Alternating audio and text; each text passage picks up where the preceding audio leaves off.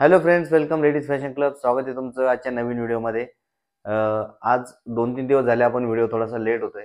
त्याचं सगळ्यात महत्त्वाचं कारण म्हणजे जे ऑनलाईन क्लासेस चालू आहे. आपण जानेवारीच्या 2 बॅच आहेत. 2 टाईम आपल्याला दिवसातून ऑनलाईन क्लास घ्यावा लागतो आणि त्यातून वेळ भेटतो. त्यावेळेमध्ये आपण काम करतो. लग्नाचे जे काम आहेत ते केली जातात आणि त्यानंतर संध्याकाळी मी व्हिडिओ बनवतो. तुम्ही भरपूर सारे कमेंट केले, मेसेज केले, भरपूर सारे प्रॉब्लेम शेअर केले, पण प्रत्येकाला मला कॉल अटेंड करता आला नाही. भरपूर सारे जे असे कमेंट आहेत त्याला मला उत्तर देता आले नाही. त्यासाठी प्लीज तुम्ही थोडंसं समजून घ्या, कारण वेळेचा थोडासा सगळ्या गोष्टी मला शक्य नाही होते वेळ कमी असल्यामुळं. तरी पण मी प्रयत्न करतो की तुम्हाला प्रॅक्टिकली सगळ्यांचे प्रॉब्लेम मिळून काहीतरी शिकवण्याचा सांगण्याचा प्रयत्न करतो आणि इथून पुढे असाच प्रयत्न चालूच राहणार आहे. ज्यांनी कोणी आपल्या चॅनलला सबस्क्राईब केलेलं नसेल त्यांनी प्लीज सबस्क्राईब करून ठेवा, कारण जेणेकरून पुढे ज्या भरपूर अशा गोष्टी मी शिकवणार आहे की त्या तुम्ही मिस करू नये. तुमच्याकडे तो प्रॉब्लेम असेल पण त्याचं कदाचित सोल्युशन आपल्या व्हिडिओतून तुम्हाला येणाऱ्या काळात भेटू शकतं, म्हणून तुम्ही आपल्या चॅनलला सबस्क्राईब नक्की करून ठेवा. आज जो व्हिडिओ मी बनवणार आहे, मुंबईला ज्यावेळेस मी होतो घाटकोपरला, तिकडून आपण शिफ्ट झाल्याच्या नंतर एक कस्टमर होतं जे आपल्याकडे बऱ्याच वर्षापासून ब्लाऊज शिवायचं. तुम्ही ब्लाऊजचे भरपूर प्रकार पाहिले असेल, पण हा जो ब्लाऊज आहे ह्या ब्लाऊजला त्या ज्या लेडीज आहेत थोडेसे रिच आहेत, त्या म्हणजे थोड्या मोठ्या फॅमिलीतल्या होत्या त्या, आणि त्यांना ब्लाऊजच त्या नेहमी वेअर करायच्या, साडी वेअर करायच्या. आणि त्यांची जी साईज आहे, तब्येत आहे, 45चं त्यांचं चेस्टचं माप आहे. अप्पर चेस्ट 40 आहे, मेन चेस्ट 45 आहे. तरी पण त्यांचा जो ब्लाऊज असायचा तो कटोरी ब्लाऊज असायचा, 2 पीस कटोरी घालायची. पण कटोरी ब्लाऊजला त्यांनी कधीही टक्स मारलेला नाही आणि मला सांगितलं होतं की मला टक्स आवडत नाही, पण मला कटोरी ब्लाऊजच हवाय. तुम्ही मला असा ब्लाऊज तयार करून द्या जेणेकरून मी तो ब्लाऊज घालेल आणि मला तो कम्फर्टेबल असेल. तर मी तिकडे असताना 2 वर्षापूर्वी त्यांना एक ब्लाऊज असा तयार करून दिला होता की त्या ब्लाऊजच्या कटोरीला मी टक्स मारलेला नव्हता. तरी पण त्यांना 45ची कटोरी मी तयार करून दिली होती आणि तो ब्लाऊज त्यांना एवढा परफेक्ट बसला.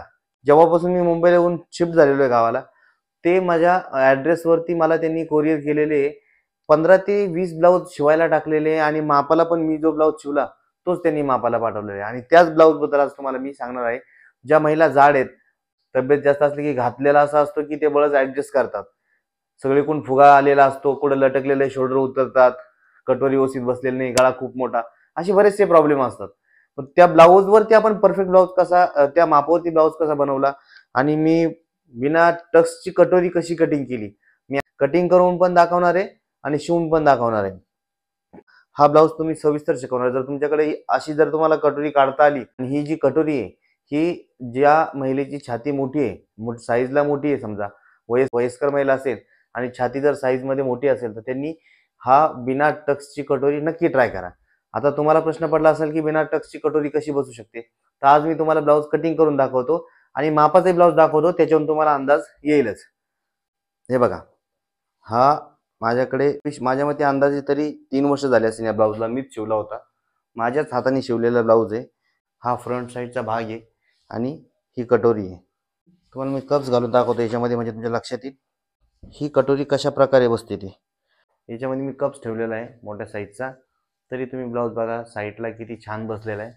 आणि ही आपली 2 पीस कटोरी आहे. फक्त एवढंच आहे का हा याला टक्स मारलेला नाही आहे आपण, विदाऊट टक्स 2 पीस कटोरी. हा बा इथे खाली एक पार्ट आहे आणि कटोरीचा जो आकार आहे खूप मोठा, म्हणजे असा शेप जो आहे तो राऊंड एकदम छान असा शेप तयार होतो.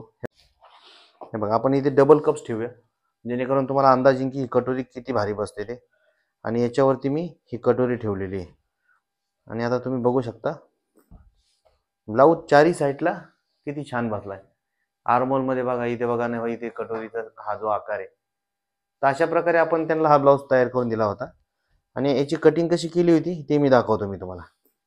सगळ्यात आधी खालच्या बाजूला मार्जिन ठेवणार आहे फोल्ड करण्यासाठी आणि त्यानंतर आपण 14.5 इंचावरती मार्किंग करणार आहोत. इथे 14.5 आलेलं आहे. 14.5 नंतर आपण गळारुंदी जी आहे ती 2.5 इंचच ठेवणार आहे आणि पुढे आपण शोल्डर आहे 3 इंच, म्हणजे 5.5 इंचाचा आपण शोल्डर घेतलेला आहे. एवढी मोठी साईज असून सुद्धा कटोरी ज्या प्रमाणे कापलेली मी, त्याच्यासाठी मी फक्त 5.25 इंच मोंढा खाली उतरवलेला आहे. आणि 5.25 उतरवून सुद्धा तुम्हाला मी दाखवणार आहे की आर्मोलचं माप आणि शोल्डरचं माप कशा प्रकारे आलं ते. 5.25 इंच आपण मोंढा खाली उतरवलेला आहे. अप्पर चेस्टचं माप याच्यामध्ये बघा तुम्हाला दाखवतो. अप्पर चेस्ट आपलं 10.5, म्हणजे 40, 41, 42 आपला अप्पर चेस्ट आहे. तर आपण इथे 10.5 वरती मार्किंग करणार आहे. कमरेचं माप जे आहे ते आपलं 39 इंच कमरेचं माप आहे.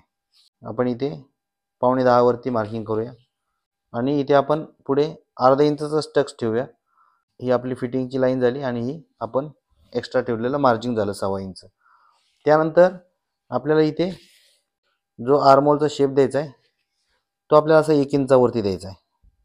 आता मी तुम्हाला आर्महोलचं माप मोजून दाखवतो.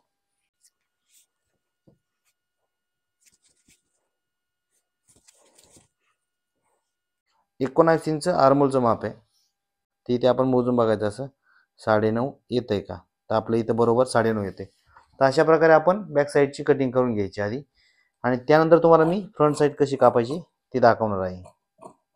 आता आपल्याला काय करायचं आहे, सेम ह्या साईडची हे अर्धा इंच एक्स्ट्रा हे जे मार्किंग आहे हे आपण थोडंसं एक्स्ट्रा ठेवलेलं आहे. तर आपण इथे बरोबर खाली अर्धा इंचच मार्जिन ठेवतो. तसं रेग्युलर साधा ब्लाऊज आहे म्हणून मी थोडंसं एक्स्ट्रा ठेवलेलं आहे फोल्ड करण्यासाठी. तर ह्या लाईनवरती आपण बरोबर पेपर कटिंग काढून घ्यायची. तर आपण पेपर कटिंग बॅक साईडच्या हिशोबाने आपण पेपर कटिंग कापून घेतलेली आहे. आता आपण बघा ह्या ब्लाऊजला मी योगपट्टीचं जे माप आहे ते आपण जे रेग्युलर घेतो त्याच्यापेक्षा जास्त ठेवलेलं आहे. आपण पाठीमागच्या बाजूला जे माप आहे ते 3 इंच आणि पुढच्या बाजूला 3.5 इंच ठेवलं होतं. तर आपण इथे काय करायचं आहे, 3 इंचावरती आपण हे खालचं मार्जिन धरून आपण 3 इंचावरती कापून घ्यायचं आहे योगपट्टी. आपण योगपट्टीची आहे ती 3 इंचावरती आपल्याला आणि दाखवल्याप्रमाणे योग तुम्ही काढू शकता. जसं मी योग कसा काढायचं ठेवलं. त्यानंतर आपण काय करायचं, हा जो पोर्शन आहे आपण फक्त इथे रेग्युलर जे माप ठेवतो आपण आर्महोलचं अर्धा इंचाचा असा शेप द्यायचा, जास्त शेप द्यायचा नाही. हा शेप फक्त मधल्या भागाला द्यायचा जसं मी दाखवलाय. प्रत्येक ब्लाऊज तुम्ही अशा प्रकारे तेवढ्या जागेत आर्महोलचा वय जास्त असेल किंवा आर्महोलचं माप मोठं असेल, ऑलरेडी आपण बॅक साईडचा आर्महोल खूप मोठं कापलेलं असतं त्याच्यामुळे फ्रंट साईडला थोडासा कमी शेप द्यायचा आहे. हा जो शेप आहे हा अर्धा इंचाच द्यायचा असतो फ्रंट साईडला. आता आपल्याला काय करायचं, पुढचा गळा घ्या. 6.5-7 इंच आपला पुढचा गळा आहे. तर आपण इथे 7 इंचावरती मार्किंग करायची आणि पुढचा गळा आपल्याला कापून घ्यायचा आहे. हा पुढच्या गळ्याचा असा शेप द्यायचा आपल्याला. तर अशा प्रकारे आपण पुढचा गळा कापून घेतलेला आहे. त्यानंतर आपण ही फिटिंगची जी लाईन आहे ती टाकून घ्यायची आणि आता आपल्याला साईड पीसचे माप टाकायचे. इथे साईड पीसला आपल्याला 3.5 इंच ठेवायचं आहे, इथे 2.25 इंच ठेवायचं आहे सेंटरला आणि इथे आपल्याला 4.25 इंच ठेवायचं आहे, 4.5 ते 4.25. आता त्याच्यानंतर आता हे जर आपल्याला अंतर समजत नसेल तर आपण काय करायचं, सरळ कटोरी मोजायची. ही कटोरी किती आहे हे बघा, ही 7 इंच कटोरी आहे. तर आपल्याला इथे बघायचं 7 इंच माप आपलं येत आहे का. तर इथे 7 इंच माप आलेलं आहे आपलं, हे बघा इथे बरोबर 7 इंच माप आलेलं आहे. तर आपण इथून असा बरोबर हे तिन्ही डॉट आपल्याला जोडून घ्यायचे, असा शेप देऊन घ्यायचा आहे. आता हा झाला आपला साईड पीस. आता ही आहे आपली कटोरी, कच्ची कटोरी म्हणतो आपण त्याला. याच्यापासून आपल्याला बिना टचचे 2 पार्ट कसे काढायचे ते मी तुम्हाला दाखवतो. या कटोरीचं आपल्याला काय करायचंय, सेंटर यायचं आहे आणि आपल्याला ही कटोरी अशी ठेवून आहे तशी पेपरवरती ड्रॉ करून घ्यायची. हा सेंटर सुद्धा आपल्याला काय करायचं आहे, सरळ असं लाईन मारून घ्यायचं आहे. तर हे आपलं झालं माप कटोरीचं. आता तुम्हाला मी दाखवतो की ह्या कटोरीपासून आपल्याला कटोरी कशी तयार करायची. ती आपण काय करायचंय, इथे खाली 1.5 इंच वाढवायचंय, साईडला इथे 1.5 इंच वाढवायचंय आणि इथे पण आपल्याला 1.5 इंच वाढवायचंय. आता हा जो पार्ट आहे आपल्याला हा असा जोडायचा आणि हा सुद्धा आपल्याला पार्ट असा इथे जोडून घ्यायचा आहे. तर अशा प्रकारे आपण हे पार्ट जोडून घेतले. आता आपल्याला काय करायचं, इथे आपण 1.5 इंच वाढवलंय ना, 1.5 इंच वाढवल्याच्या नंतर आपल्या त्या 1.5 इंचापासून पुढे आपल्याला 4.25 वरती इथे आपल्याला 4.25 वरती अशी मार्किंग करायची. 4.25 वरती आपल्याला मार्किंग करायची. इथे टक्सची उंची तिथे आपण मार्किंग केलेली आहे. त्यानंतर काय करायचं, आपल्याला गळ्याची जी पुढची बाजू आहे, जसं आपण फोरटक्सला 2.5 इंच माप घेतो त्याप्रमाणे इथे 2.5 ते 3.25 इंच माप ठेवायचंय. आता तुम्हाला ही 2 माप समजले असेल. त्यानंतर आपला हा जो आपण शेप दिलाय या पॉईंट पासून आपल्याला इथे 5.5 इंचावरती मार्किंग करायचं आहे. हे जे मार्किंग आहे हे ज्यांचं माप 40 पेक्षा पुढे आहे त्यांच्यासाठी हा जो शेप, जो साईडचा जो शेप आहे त्या शेपला 5.5 इंचावर मार्किंग सगळ्यांना सारखंच करायचं ज्यांचं माप 40 पासून पुढे आहे. आता हे झाले आपल्या 3 लाईन. आता आपल्याला काय करायचं आहे, हे तिन्ही लाईन आपल्याला अशा बरोबर जोडून घ्यायच्यात. हे जे 3 लाईन आहे हे आपल्याला अशा बरोबर जोडून घ्यायच्या आणि जोडून घेतल्यानंतर आपल्याला वरचा जो पार्ट आहे तो आपल्याला कटिंग करून घ्यायचा आहे, बरोबर कटिंग करून घ्यायचा आहे। हा आपला वरचा पार्ट तयार झालेला आहे। आता आपल्याला काय करायचं आहे, खालचा पार्ट तयार करायचा आहे। आपल्याला आता काय आलेलं आहे, हे माप ही साईड वरचा जो कटोरीचा पार्ट आहे तो आणि आपला साईड पीस एकदम ॲक्युरेट कटिंग झालेला आहे। आता आपल्याला जो खालचा पार्ट आहे तो विदाऊट टक्स कसा कटिंग करायचा हे मी तुम्हाला दाखवतो। तर त्याचं माप कसं काढायचं, आता आपण इथे बघा हे काय करायचं, कटोरीला जर तुम्हाला माप परफेक्ट काढता येत नसेल तर तुम्ही ही कटोरी या साईड पीसला अशी लावून ठेवायची, एकदम ॲक्युरेट लावून बघायची। इथे असं लावल्यानंतर कुठपर्यंत माप येते बघायचे आणि तिथून खाली किती इंच उरते ते बघायचं। तर इथून आपलं किती उरतंय 4 इंच आणि शिलाईसाठी आपल्याला पाव इंच मार्जिन लागेल, म्हणजे इथे किती राहील आपलं 4.25 इंच। तर आता आपण काय करायचं, एक कागद घ्यायचा, त्याच्यावरती आपल्याला कटोरी काढायची, ती साईड पीस काढायची, ती तुम्हाला मी काढून दाखवतो। इथे आपल्याला 4.25 इंच बरोबर मार्किंग करायची। इथे दोन्ही साईडला आपल्याला 4.25 इंचावरती मार्किंग करायची आणि ही एक लाईन आपल्याला अशा पद्धतीनं आपल्याला आखून घ्यायची। त्यानंतर काय करायचं, आपल्याला ही आपली कच्ची कटोरी आहे। आता आपण किती इंच मार्जिन वाढवलं होतं, 1.5 इंच। तर इथे आपण ॲक्युरेट ठेवायचे, साईडला इथे कोपऱ्यावरती बरोबर ठेवायचे आणि इथून खाली आपल्याला बरोबर 1.5 इंच आपण मार्जिन वाढवलं होतं त्या कटोरीमध्ये। इथे पण आपल्याला 1.5 इंच आपल्याला असं मार्जिन वाढवायचं आहे। आपल्या इथे किती 1.5 इंच मार्जिन वाढवायचं, 1.5 इंच मार्जिन वाढवलं।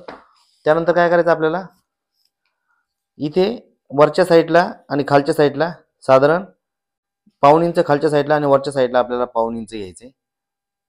अशा प्रकारे आपल्याला दोन्ही साईडला पाऊण इंच मार्किंग करायची आणि याचा जो सेंटर आहे, ही जी आपण माप घेतले ही 8.5 आहे, म्हणजे 4.25 इंच आपला सेंटर आहे।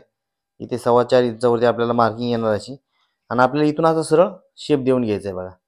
याच्यामध्ये अवघड असं काही नाही आहे, हा शेप तुम्हाला अंदाजे द्यायचा आहे सेंटरपासून आणि इथला सुद्धा आपल्याला असा हा खालचा, या पार्टला दोन्ही साईडला तुम्हाला शेप द्यायचा आहे।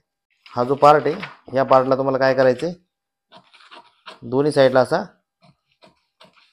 बरोबर मी जसा दाखवला त्याचप्रमाणे तुम्हाला हा शेप देऊन घ्यायचा आहे। आता आपल्याला काय करायचं, हा जो खालचा पार्ट आहे इथे इथे 1/2 इंच आणि इथे 1/2 इंच आपल्याला असा क्रॉस शेप द्यायचा आहे खालच्या साईडला। ही खालची बाजू आहे, इथे आपल्याला असा 1/2 इंच क्रॉस मध्ये आणि इथे आपल्याला असा इथे या बाजूला सुद्धा आपल्याला असा 1/2 इंच क्रॉस मध्ये शेप द्यायचा आहे। हे बघा, हा आपल्याला 1/2 इंच क्रॉस मध्ये आपण शेप दिलेला आहे आणि इकडनं सुद्धा आपण 1/2 इंच असा क्रॉस मध्ये शेप दिलेला आहे। आणि हा आपला, हे बघा ही वरची बाजू आहे आपली आणि ही खालची बाजू आहे, ही आपली खालची बाजू आहे, ही खालची बाजू, ही बाजू वरची बाजू आहे। आता इथे आपली कटोरी अशी जोडली जाणार, हा जो भाग आहे इथे आपली अशी कटोरी बरोबर जोडली जाणार।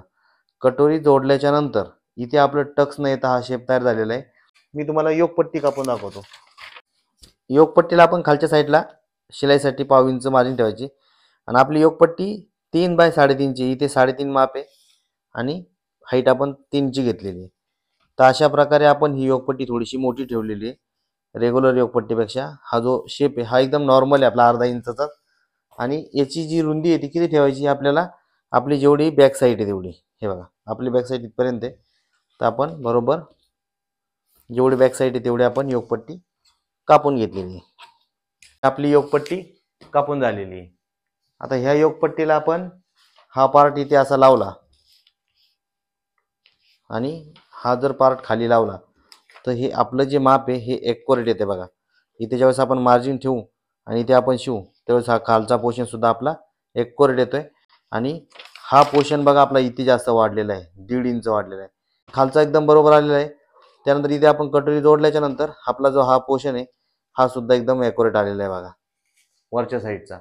त्यानंतर हा ज्यावेळेस ही कटोरी आहे ही ज्यावेळेस आपण इथे जोडू त्यावेळेस हा सुद्धा भाग एकदम परफेक्ट आलेला आहे बघा। तर अशा प्रकारे आपण ही कटोरी काढलेली आहे। तुम्हाला थोडंसं कन्फ्यूज झालं असेल का याचा शेपिंग नाही, तर आता उद्या मी ही कटोरी जेव्हा तयार करेल आणि जेव्हा जोडेल तेव्हा तुमच्या लक्षात येईल की हा जो मापाचा ब्लाऊज बनवलाय याला आपण टक्स न घेता कशा प्रकारे कटोरी तयार केलेली आहे।